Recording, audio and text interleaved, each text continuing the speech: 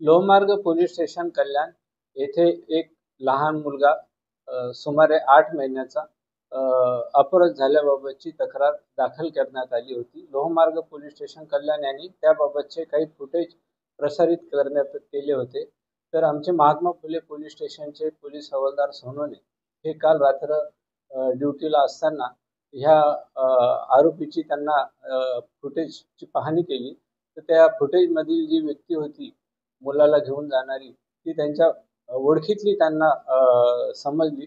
त्याची शहानिशा करण्यासाठी त्यांनी वरिष्ठ पोलीस निरीक्षक MFC श्री परदेशी साहेब यांना माहिती दिली। परदेशी साहेबांनी एक टीम तयार केली। टीम तयार करून त्यांचे DBचे पथक आणि हे सर्वांनी मिळून त्या बालकाचा शोध घेण्यासाठी कोळशेवाडी पोलीस स्टेशनच्या हद्दीत आणि महात्मा फुले पोलीस स्टेशनच्या हद्दीत पथक तयार करून त्याची माहिती घेतली असता सदरचे बाळ हे अक्षय खरे याने चोरल्याचे निष्पन्न झाले। त्याचे नाव निष्पन्न झाल्याच्या नंतर त्यांनी ते बाळ कुठे ठेवले आहे त्याची खात्री केली असता ते बाळ त्यांनी त्याची आत्या सविता खरे हिच्या घरी ठेवले। ते सिंडिकेट मधून आमच्या पथकाने हे सर्व मुलाला पोलीस स्टेशनला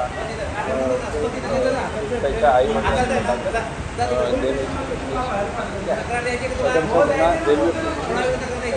दाखल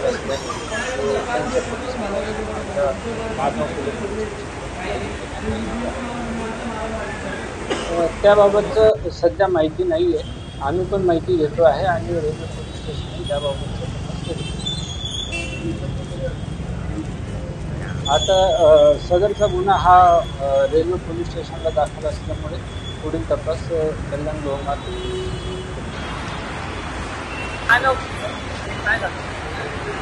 माझं नाव पूनम निलेश पोंगडे।